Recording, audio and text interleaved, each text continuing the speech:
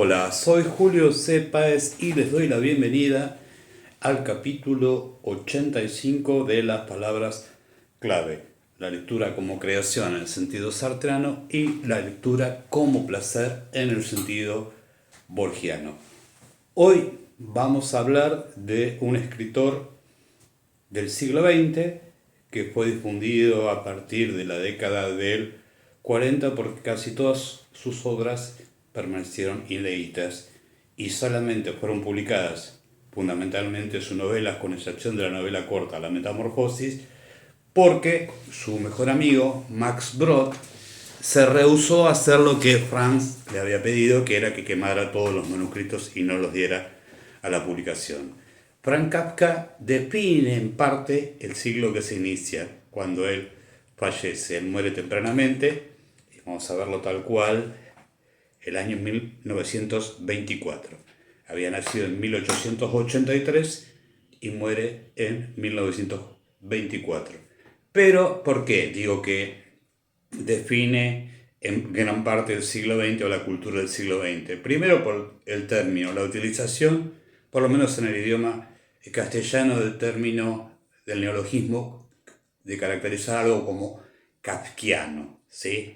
Se aparece una situación kafkiana, un conflicto kafkiano, o sea, la relación del término Kafka, del apellido Franz, con la idea de una situación que no se puede resolver, que está cerrada o que es pesadillesca, ominosa, que no es fatal, digamos, el fatalismo. Es también, bueno, en el castellano también se suele hablar de, y en el periodismo, de utilizar el apellido de Dante Alighieri, el nombre de Dante Alighieri, entonces definir como una situación dantesca, una situación que es terrible, es dantesca. Nunca lo entendí, porque si uno leyó la comedia o la Divina Comedia, tiene que entender que si bien la primera parte es infierno, la segunda es purgatorio y la tercera es paraíso. O sea, pero siempre se toma en el sentido más, digamos, nefasto. O sea, algo dantesco. En general se lo da con los incendios, porque se relaciona Dante con, obviamente, la primera parte de la comedia, que es el infierno. Kafka tiene otra característica. Está considerado también como un gran innovador de la palabra escrita, de la ficción literaria, ¿sí? Digamos que es uno de los, podríamos decir que junto con Marcel Proust y con James Joyce, son los renovadores de la ficción literaria. Ahora bien, lo que es notable en Kafka, que lo hace utilizando una construcción verbal muy sencilla. Él escribía había nacido en lo que hoy es Chequia, antes, o República Checa, antes Checoslovaquia y antes el Imperio Austrohúngaro. O sea que cuando él nació en 1883, el lugar donde él nació pertenecía al Imperio Austrohúngaro, y cuando él fallece en 1923, el lugar donde él nació formaba parte de esa construcción ficticia que se hizo después del Pacto de Versalles, que era Checoslovaquia, que permaneció hasta el final, una breve interrupción con la invasión alemana. A partir de la segunda posguerra volvió a crearse esa ficción de Estado-Nación, porque no era un Estado-Nación, y de hecho en la década del 90 volvió a desaparecer y apareció Chequia o la República Checa. Estas cuestiones, porque digo, por ahí no tienen que ver con la literatura, porque muchos relacionan la prosa y la temática que desarrollan la prosa de Kafka con conceptos como la alienación del hombre en el siglo XX, pero no en el sentido marxista, sino también puede parecer en el sentido weberiano, en el sentido de que la sociedad burocrática de masa se ha convertido en una enorme cárcel, la cárcel de la burocracia, de la cual no se puede escapar y de la cual somos todos prisioneros. Somos todos números manejados por una burocracia muchas veces intangible o difusa que no podemos transformar. Tal vez esta visión tenga que ver con una de sus grandes novelas, que es El Proceso. ¿Sí? El Proceso nos narra las vicisitudes de un Joseph K., ¿sí?, que se ve acusado de un delito y se tiene que enfrentar a la burocracia judicial de un país que nunca se define exactamente cuál es. Y bueno, no voy a seguir contando más, porque la idea de las palabras clave no es contar los libros, sino dar algunas características para incentivar a la lectura de los libros. Volviendo al punto, Kafka es uno de los grandes innovadores de la prosa y de la creación literaria del siglo XX, y aparentemente, o aparentemente no, podemos decir aparentemente con sencillez. Pero la complejidad de Kafka no está en la forma en que él cuenta las ficciones que podemos leer de él, sino en los temas que plantea y la forma en que los plantea.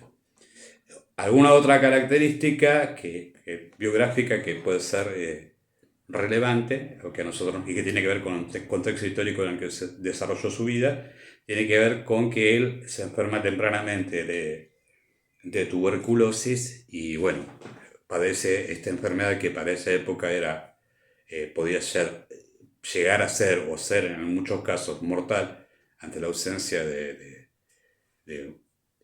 medicamentos para resolverla.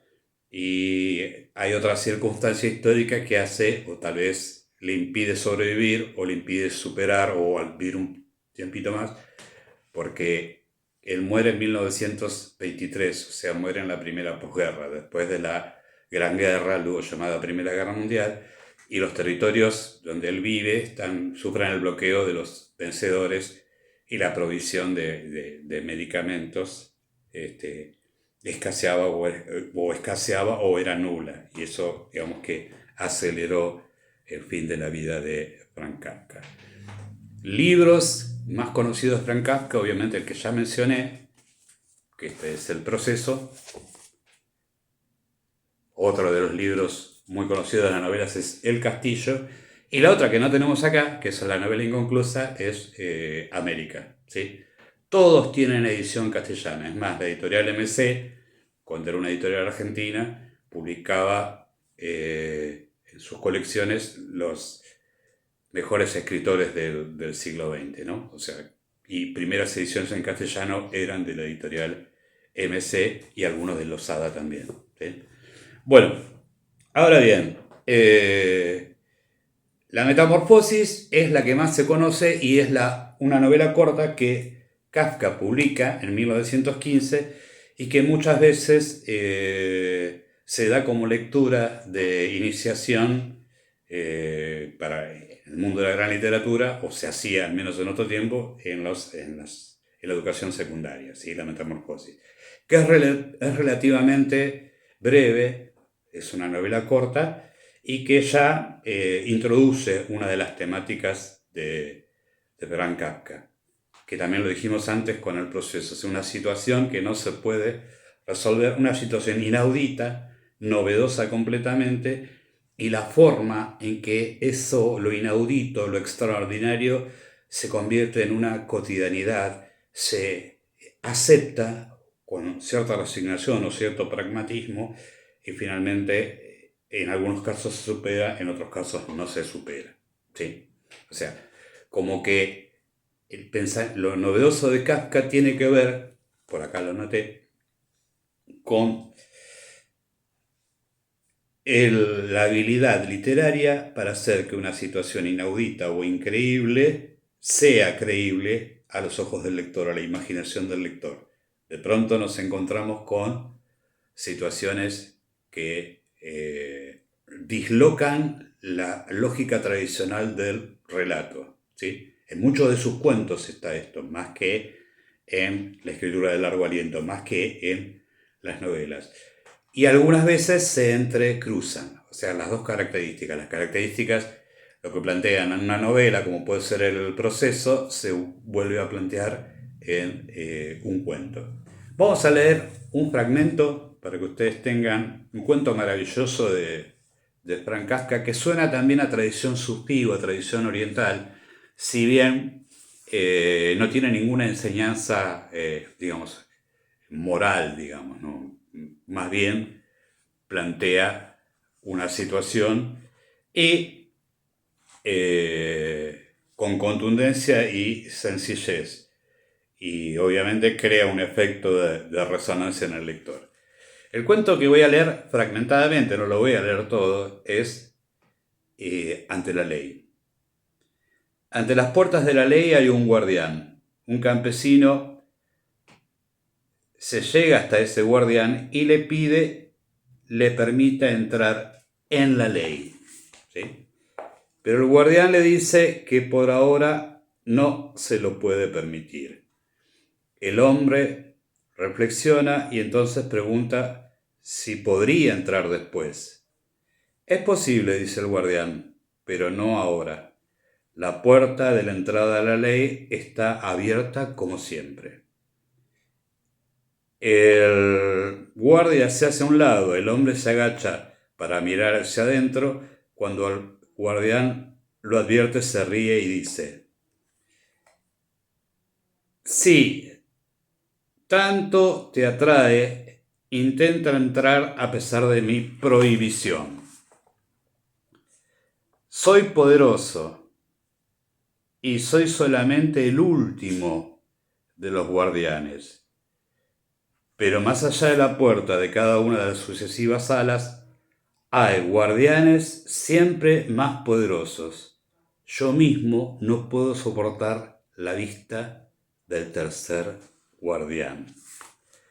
El guardián le da un banquito y le permite sentarse al lado de la puerta. Allí el hombre se queda sentado días y años. Se esfuerza de distinta manera en conseguir que se lo deje entrar y fatiga con sus súplicas al guardián. Este le hace a veces pequeños interrogatorios. Le hace preguntas sobre su país, sobre muchas cosas pequeñas, pero aparentemente no importantes, ante las cuales se mantiene indiferente, tanto sobre los hechos grandes como sobre los hechos pequeños.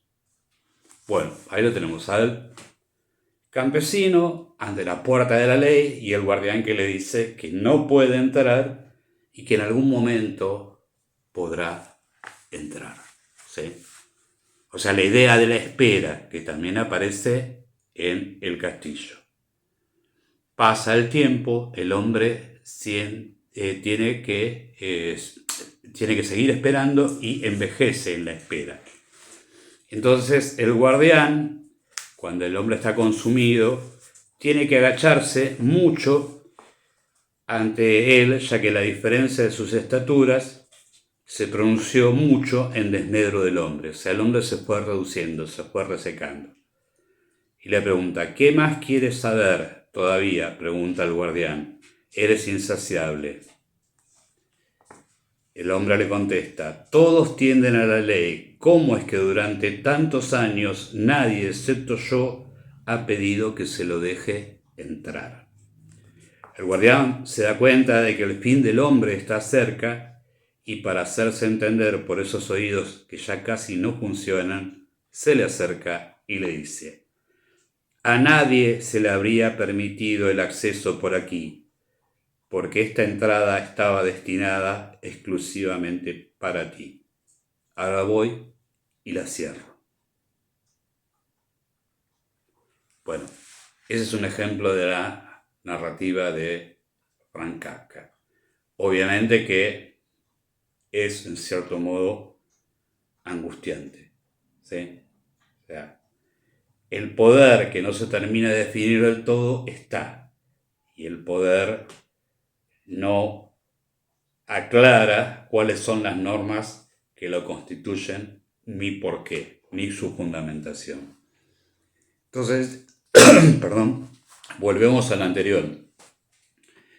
Kafka disloca el sentido de la lógica del relato y plantea una novedad. Esto funciona perfectamente como cuento, o sea, estructuralmente es un cuento. Uno puede decir, tiene un inicio, la llegada del campesino ante la puerta, su encuentro con el guardián, este le niega a entrar, la espera por entrar y el final, que es un final sorpresivo, decir, bueno, esta puerta era solamente para vos. Ahora, lo que está más allá de la estructura tradicional del relato, introducción, nudo y desenlace, está planteando otra cosa que va más allá de la construcción estructural narrativa, es algo más, ¿sí? Alude a algo que está más allá.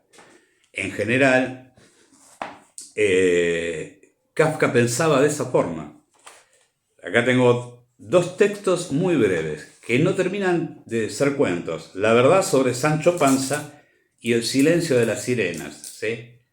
Y es interesante cómo Kafka hace la operación mental de invertir el sentido común de la interpretación narrativa, ¿sí?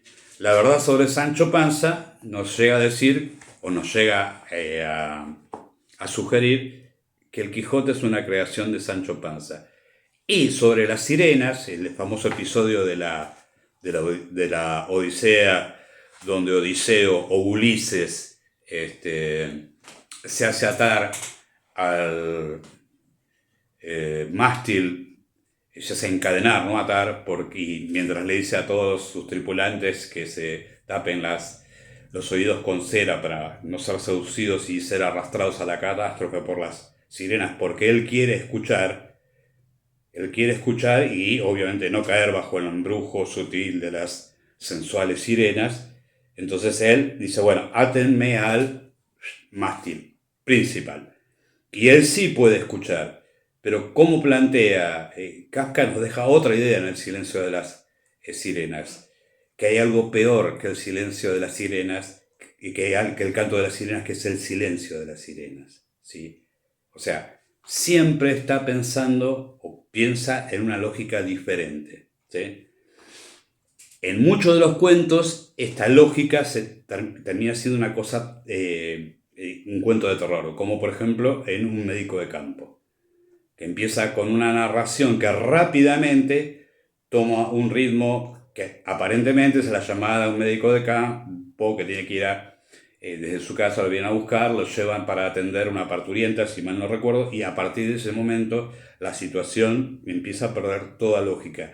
Sin embargo, se mantiene la estructura narrativa, o sea, la acción avanza. Uno puede pensar que hay una lógica disparatada.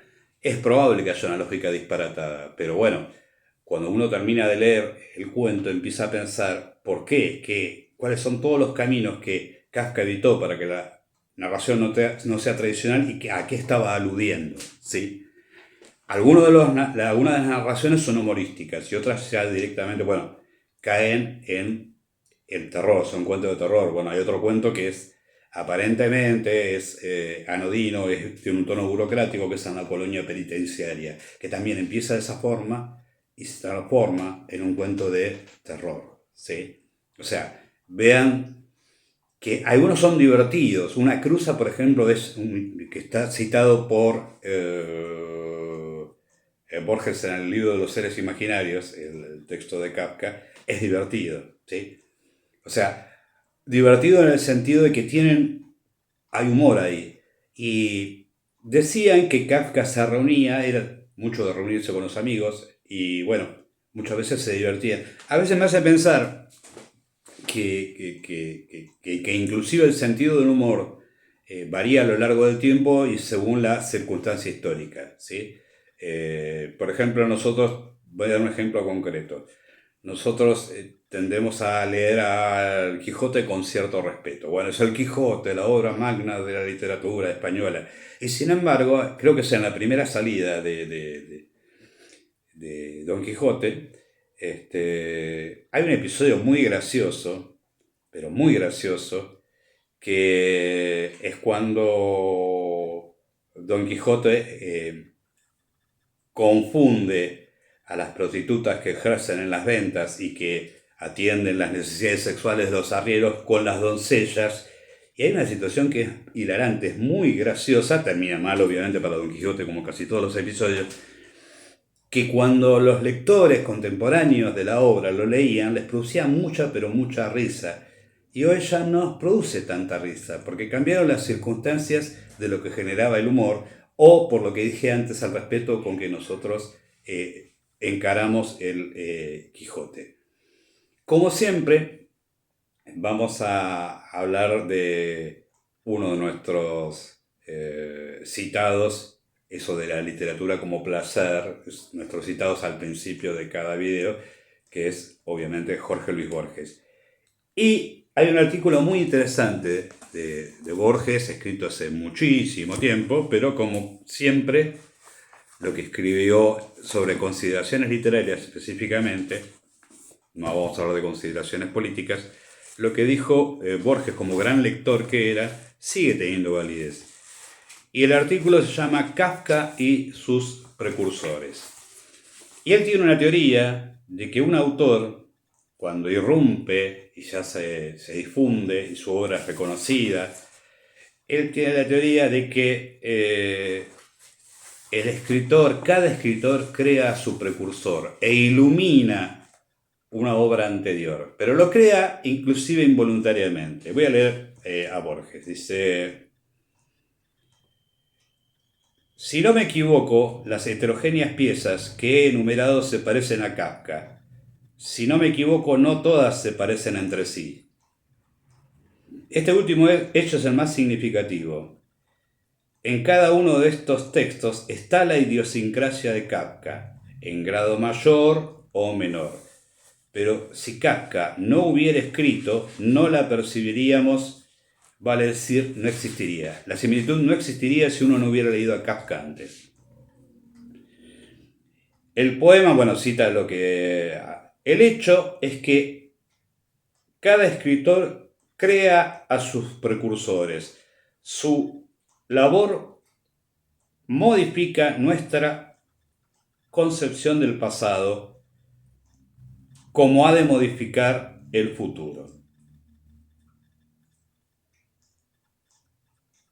En esta correlación nada importa la identidad o la pluralidad de los hombres. El primer Kafka es menos precursor del Kafka de los mitos sombríos y de las instituciones atroces que Browning o Lord Dunsany. O sea, el tipo dice, y hay otro texto que en otra referencia nombra Borges, que es el texto famoso de el autor de Moby Dick, que es Bartleby el escribiente.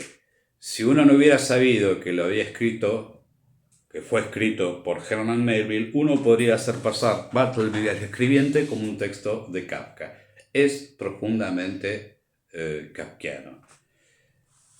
Bueno, espero que todo lo dicho sobre Franz Kafka lleve a algún lector a leerlo.